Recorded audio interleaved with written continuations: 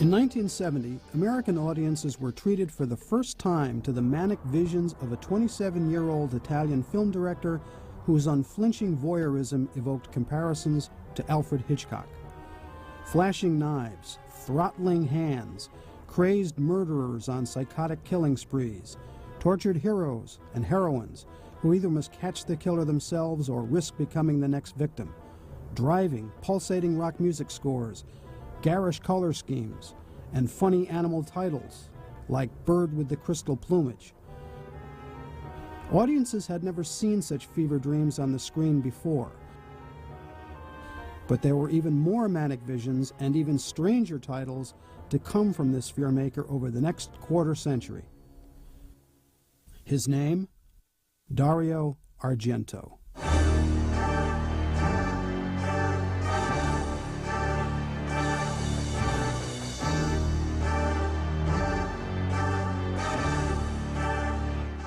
Dario Argento is, I think, the most stylish director working in films today. He introduced gore effects, very well done gore effects, to very well done movies. Of all the directors who have worked in horror, Dario Argento is the most stylish and maybe the greatest. Argento is also one of the first people who used a sound in the modern horror film very effectively in music. It's almost scary listening to a Dario Argento film.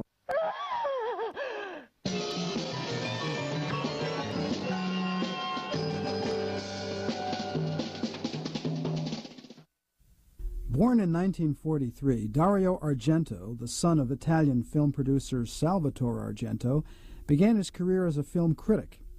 He soon became assistant to Mario Bava, the Italian shockmaster best known for such horror classics as Black Sunday. By the late 60s, Argento was sharing screenwriting credits with Italian cinema greats Bernardo Bertolucci and Sergio Leone as co-writer of the ultimate spaghetti western, Once Upon a Time in the West. I write with Bernardo Bertolucci the subject and then the treatment of the picture, the pre-screenplay. Sergio Leone, for me, was incredibly proud with him. Was a master for me, like a me, nothing, just a film lover. And then to work with this man was great. Argento's directorial debut, The Bird with the Crystal Plumage, was the first in his string of giallo shockers. Giallo, or yellow, being the color of fear in Italian literature and cinema. I write the screenplay because at the time I was a writer. My father was a producer, associate in the company. I say to my father, "What to read this? You read this. This is it's good. You want to do direct? Yes." Because I'm critic. I have my theory, my movie theory. Maybe it was wrong, but maybe it's right. Because I see so many pictures. I have my idea for a picture, my idea for a style. I'd say what characterizes Dario Argento's giallo films over those of other filmmakers and imitators of him are just a real unique visual style that he brought to his films, and also a colorful visuals and pretty ingenious and clever plot twists that were found in his films, which some of the other filmmakers of that period might not have had a handle on.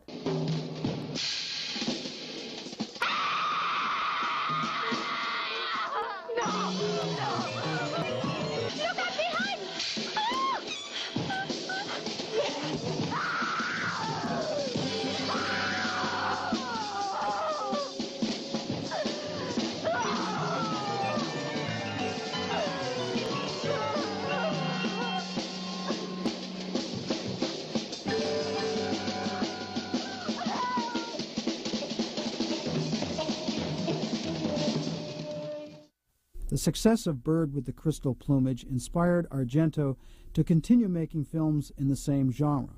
But he was not alone. Other Italian directors, inspired by his success, jumped on the bandwagon. His films had more of a one foot in reality, where the others perhaps didn't. I saw one of his movies recently when I was in Italy and ended up having nightmares. You know, Because there's something about it, his movies, that you feel that you're almost like in a nightmare when you watch them.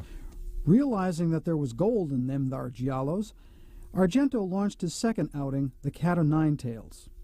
The masters of tension who gave you The Bird with the Crystal Plumage. The picture that out-psychoed Psycho have now made a film 9 times more suspenseful. Cat o' Nine Tails.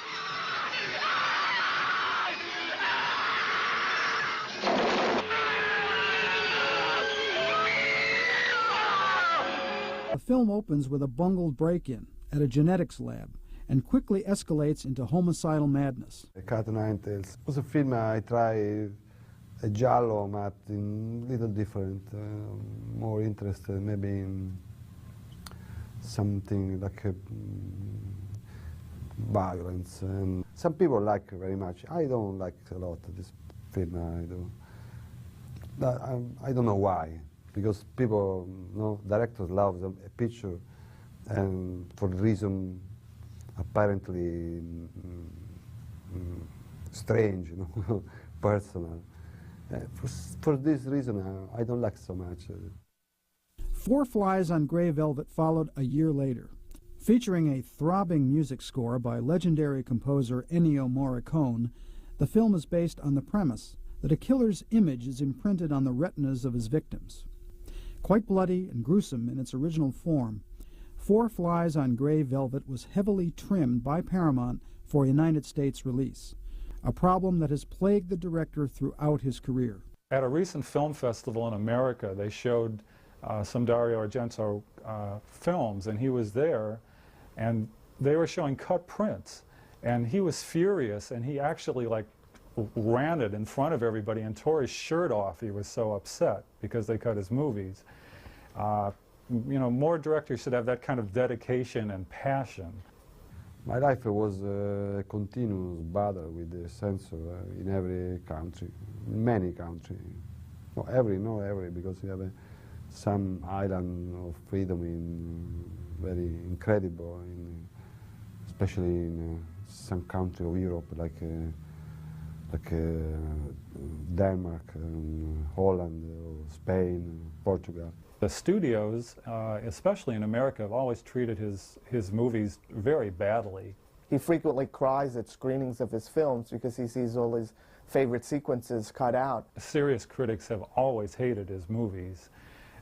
The only people that have backed Dario Argento's movies were the fans and the horror magazines. Argento dabbled in the supernatural with his next film by combining psychics with psychos. The film was called Deep Red. In its original uncut version, Deep Red easily lives up to its title. You're getting closer and closer to the most unnatural kind of death.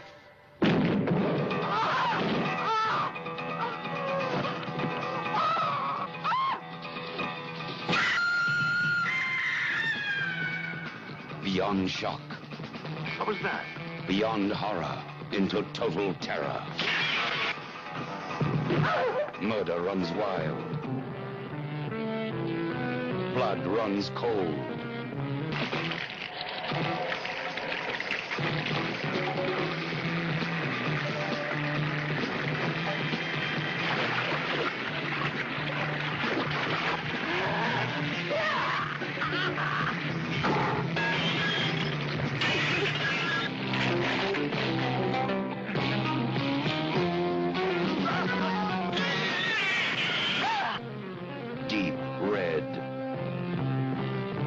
Deep Red arrived as the era of increasingly more explicit horror on the screen had begun to explode.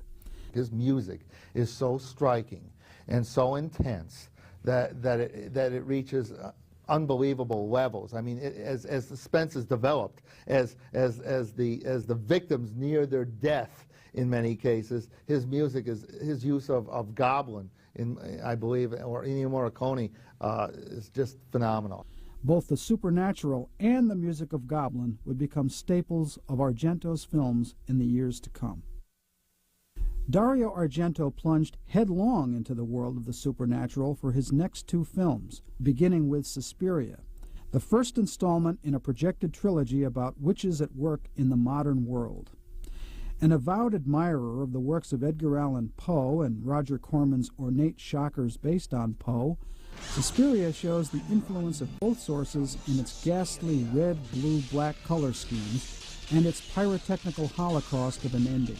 I like Corman, every picture of Corman. I like the side of Corman tragic and the side also ironic. And I remember fire, acting so overact. I like these things. I love face, female face, beautiful, dark, and passions, and big noises. I don't know, something so incredible. You can hide from Suspiria.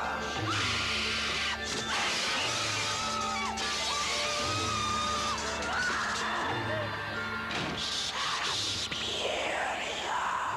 But you cannot escape. Suspiria. The only thing more terrifying than the last 12 minutes of Suspiria are the first 92. Every distributor tries to discover the original copy to distribute again in cassette. My picture with the name uncut version. But why is it now uncut version now? We have a time to distribute this picture, no, uncut from the beginning. The film treated audiences to one overwhelming shock after another, culminating in a frequently imitated but never equaled scene involving a rainstorm of maggots.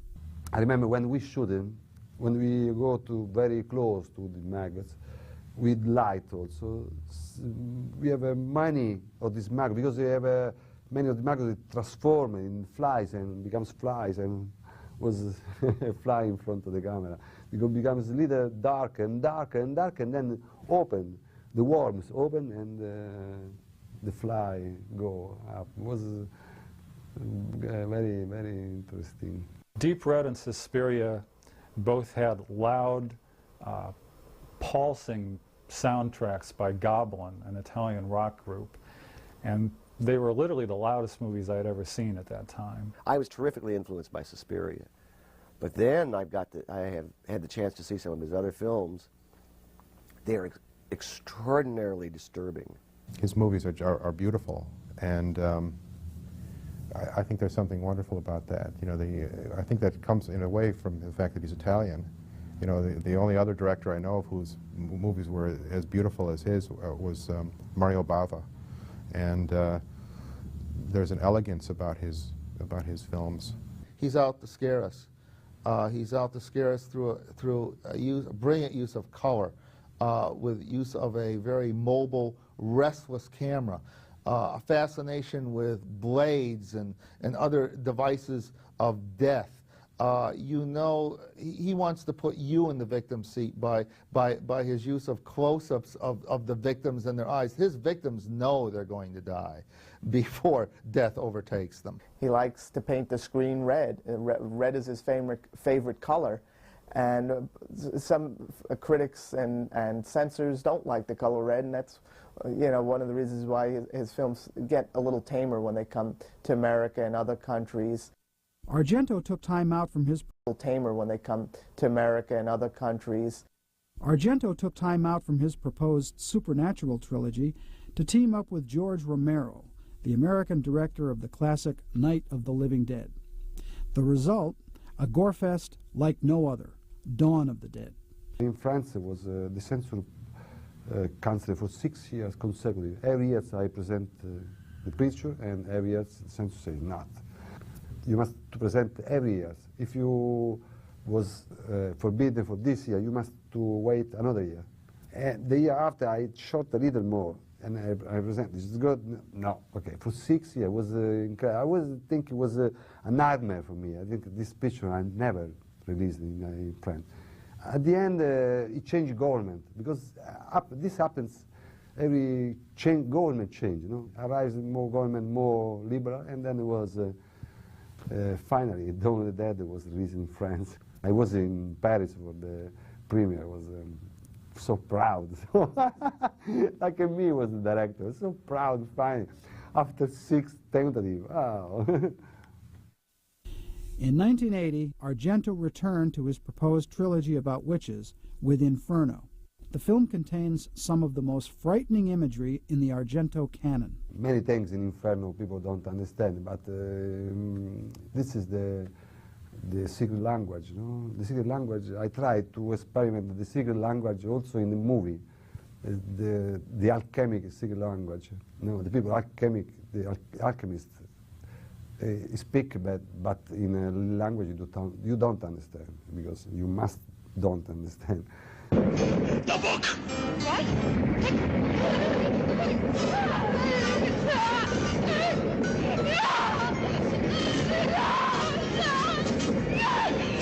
There are mysterious parts in that book, but the only true mystery is that our very lives are governed by dead people.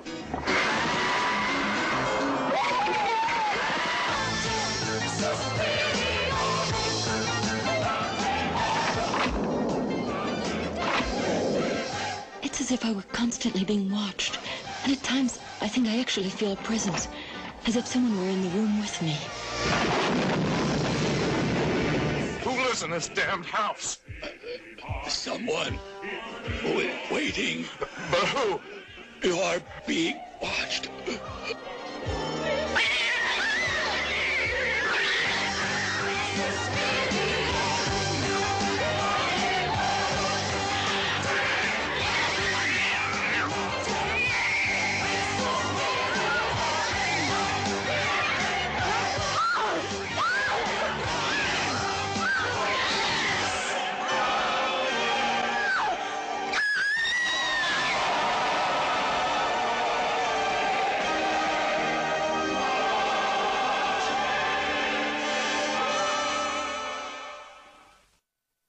Though Dario Argento's films had always been daring in their portrayal of sheer gruesome mayhem, neither the repelled audiences nor his adoring fans had seen anything yet.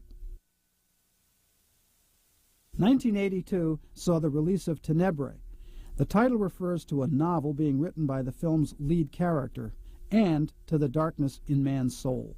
Murders commence when writer Anthony Franciosa travels to Rome to promote his novel. Victims are slashed to ribbons and pages of the book are crammed into their mouths. While the killers in Tenebrae were busy carving victims, the U.S. distributor was busy butchering the film itself. And instead of pages from a book, an emasculated version of Argento's original film was shoved down viewers' throats. Tenebrae, it never got much of an exposure here in the U.S., and when it did get a video release, it was heavily edited. He deals with the unconscious and the dream world in a very horrifying way, and I mean, he does things that just amaze me. I really love his work. I've read that he enjoys being the hands that close about the victim's neck, and he enjoys wielding the knife or the blade that causes the death of these people. I find that very interesting, as if he's not so much disturbed in my way of thinking anyway, but just having fun on the set by being his own, by being the villain in his own movies. For his next film, Argento spent an arduous 2 months auditioning actresses to play the lead. He finally settled on Jennifer Connelly as the heroine of Phenomena, released in the United States as Creepers. Here he develops a group of school children on a bus out in the middle of nowhere, and the school child gets left behind, and the isolation she feels, and you feel that isolation because of the way he's developed this scene, by the way he shot this scene. And we spy a house, and the house is not anything, it's not innocuous, it's just a regular house there. There's nothing menacing about it. It's not Castle Dracula. But we know, as horror fans, that if this girl goes to this house, something might horribly happen to her, and it does. And we are not prepared, actually, for what exactly does happen to her, nor do we see exactly what it is that is doing it to her. And that allows for the development of Argento's, what is this thing that lives in this house? And he's great at doing that sort of thing, I think. Again, the American version of the film was so heavily edited that it became difficult to make sense of the story. I think that's one of his greatest movies. It stars Donald Pleasance, and it's as gory and out there as his other ones, but it has things like insects solving crimes and a chimpanzee saving the day at the end of the movie. I mean, that's brilliant stuff. Nobody's ever done that before. It's totally crazy. When they shoot with the monkey for creepers, we are in the lake close to forest. One night, we shoot it just every night. And one night, the monkey disappeared in the forest. We found her after a week because in the forest it was so happy. Phenomena is extraordinarily disturbing movie. I mean, for me to get disturbed is something, but boy, oh boy, there's some images in that just make me want to go, I don't know about this. Argento has also been known to get behind the careers of up-and-coming filmmakers whose talents he admires. He did so with Lamberto Bava, the son of the great stylist Mario Bava, who had given Argento his own start in the business. I'm very interested in the work of the other picture, the other directors. I like to be on the side of director because one things I do very well are to protect the director and possible have the idea, the original idea, and to help him to express, the idea original and pure. In 1986, Argento produced Lamberto Bava's Demons, which starred another Argento apprentice, Michel Soavet. You can see the heavy hand of Dario Argento in all of these films. He really imparted his vision onto these people who wanted to follow in his footsteps. In 1988, Dario Argento proceeded to make the word opera synonymous with visceral horror in the minds of his many fans.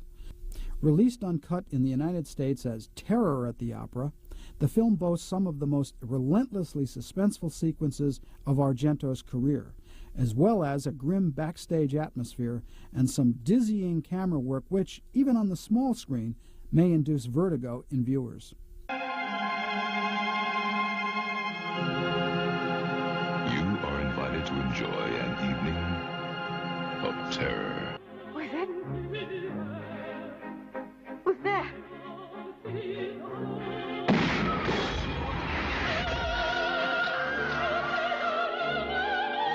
Terror at the Opera. If you try to close your eyes, you'll tear them apart. So you'll just have to watch everything.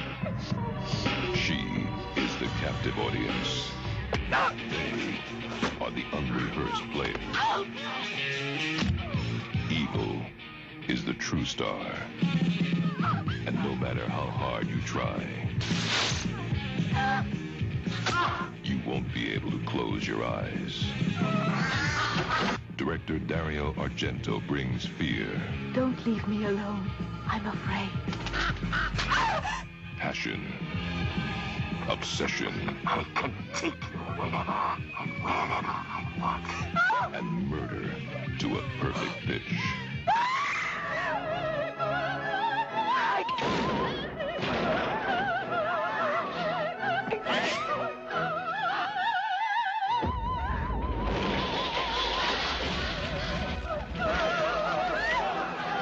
Terror at the Opera. And what he'll do is, he'll come down in the mornings and he'll talk to his screenwriter and he'll describe his dreams. The screenwriter will write down the dream. And this will go on for a month or two until they have a series of dreams which are then hooked together in a story. And the story he tells basically is you have a character who hears or sees the secret. And for some reason it's not complete and it doesn't register. And later in the film it returns. And you hear the secret or you see what it really is and it put it all together. It's a very haunting view.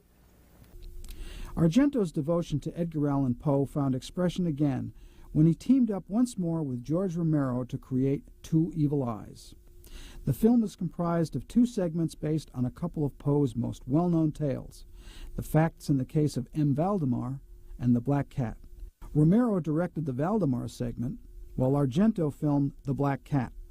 Most of Dario Argento's movies are radical, they're loud, and they're confusing, but they're so well made that they're all worth seeing more than once.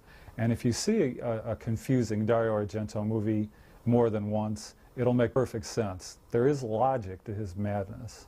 You don't know what the ultimate outcome in an Argento film is going to be. I dare say you can't predict it from film to film. There is no consistency there. And it's that consistency of inconsistency that throws audiences off balance, and which I think his fans appreciate. If horror films are a way of exploring the subconscious, Argento's is really moving through that landscape of dreams. I think in the picture we must to be different, like in marriage, because in the marriage you must to be faithful. In the picture you must to be unfaithful, because I think you must to love many pictures. Dario Argento's fascination with Edgar Allan Poe is not only expressed in his films. He is also the author of a comprehensive introduction to an Italian edition of the works of Poe. But it's the medium of film where Argento expresses that fascination most fully. And after a quarter of a century of creating cinematic nightmares, he's still at work, still conjuring up more manic visions and groundbreaking shocks to startle and amuse us.